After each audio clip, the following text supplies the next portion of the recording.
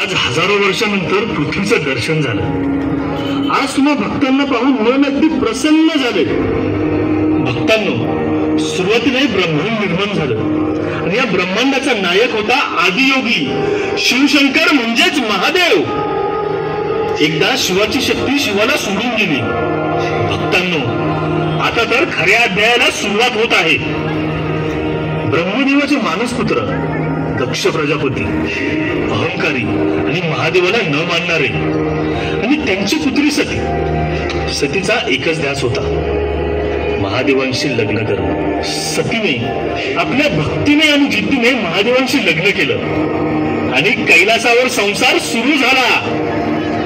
पण महादेवाला माहित होतं हा संसार जास्त काळ टिकणार नाहीये आणि एक दिवस प्रजापतीने महायज्ञ ठेवला। सगळ्या देवी देवतांना बोलावले, पण महादेवाला बोलवलं नाही। हे पाहून सतीला राग आला आणि सती वडिलांकडे गेली। माझ्या पतीचा अपमान केलाय तुम्ही, मी तुम्हाला कधीच माफ करणार नाही। सतीने अग्निकुंडात उडी मारली आणि तेव्हा महादेवाचं एक वेगळंच रूप पाहायला मिळालं।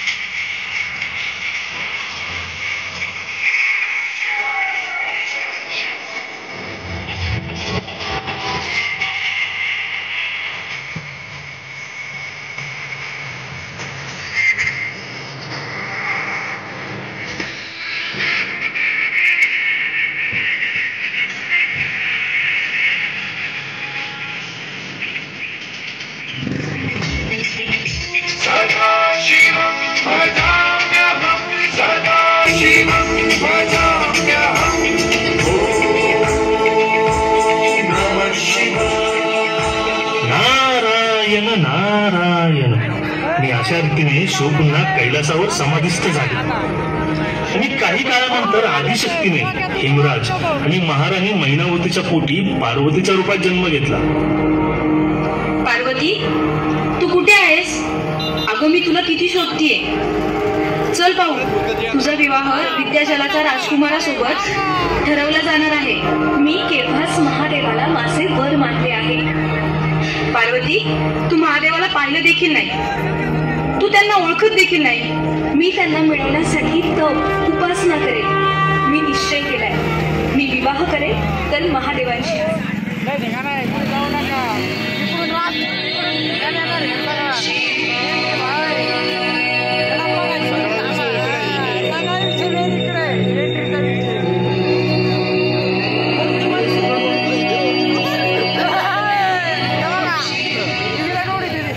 स्वामी, तुमची पार्वती तुम्हाला साथ घालते, तरी तुम्ही मला दर्शन देत नाही आहात। माझ्या भक्तीमध्ये काही खोट असेल तर मला क्षमा करा।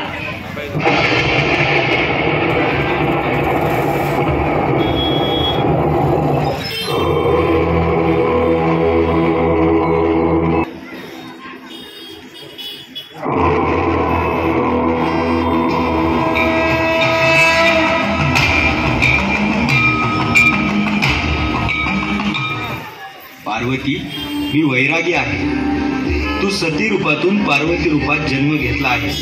तुला मला मिळवण्यासाठी घोर तपश्चर्या करावी लागणार आहे। तुला आदिशक्तीमध्ये यावं लागेल। मी सगळ्या संकटांवर मात करेन, तप करीन, उपासना करीन, पण विवाह तुमच्याशीच करेन। मीही तुला केव्हाच ओळखलं आहे सती। मीही तुझ्यासोबत लग्न करायला व्याकुळ झालो आहे। नारायण नारायण।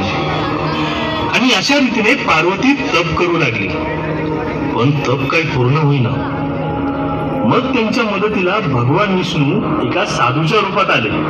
माते, थोडं पाणी मिळेल का? हो, पण मी तुम्हाला ओळखलं नाही। मुली, मी तुझा भाऊ आहे असा समज। तुझी पिंड पूर्ण होत नाहीये का? हो। मला एक वरदान आहे, मी केलेलं काम पूर्णच होतं। पण तुम्ही केलेलं काम तर तुमचं होईल ना, तप तर माझं आहे।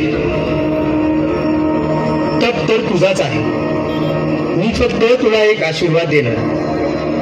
हे बघ, झाली बघ पिंड तयार. आणि हो, तुझ्या विवाहाचा मुहूर्त तुझा भाऊ म्हणून मीच पूर्ण करणार. ऋषीवर मी तुमची आभारी आहे. तुझ्या सगळ्या इच्छा पूर्ण हो. नारायण नारायण. पार्वती माता 16 सोमवाराचं व्रत करू लागले आणि तो पूर्ण होताच महादेव प्रसन्न झाले.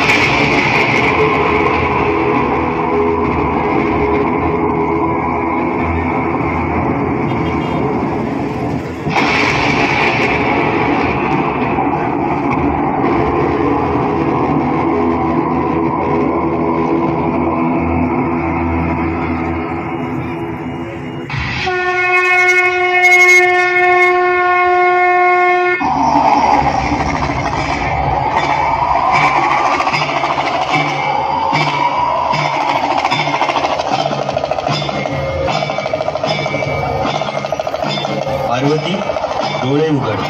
मी आहे.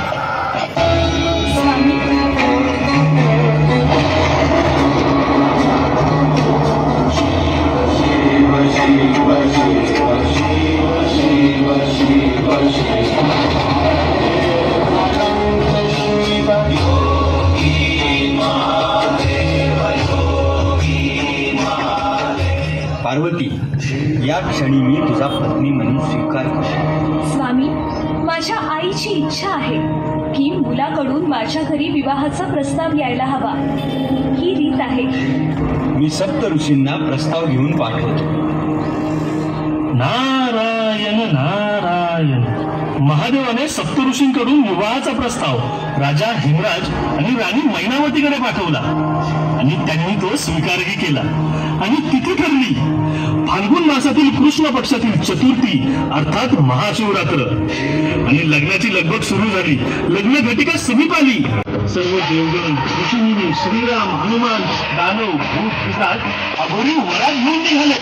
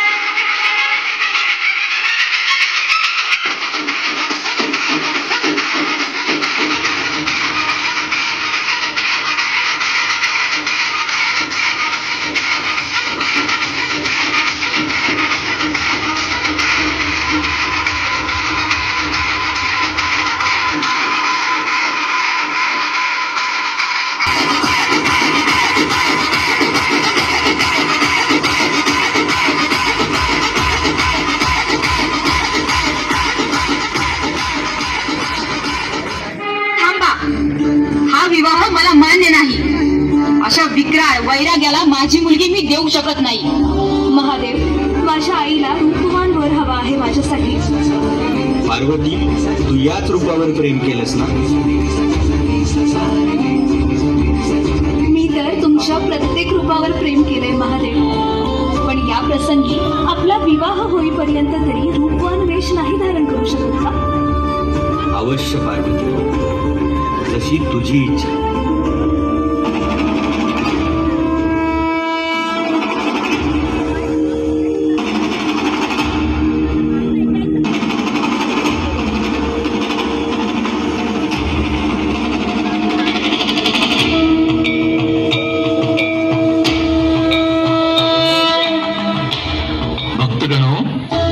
शिव आणि पार्वती यांचा विवाह होत आहे, तर तुम्ही या विवाह सोहळ्यात सहभागी व्हा.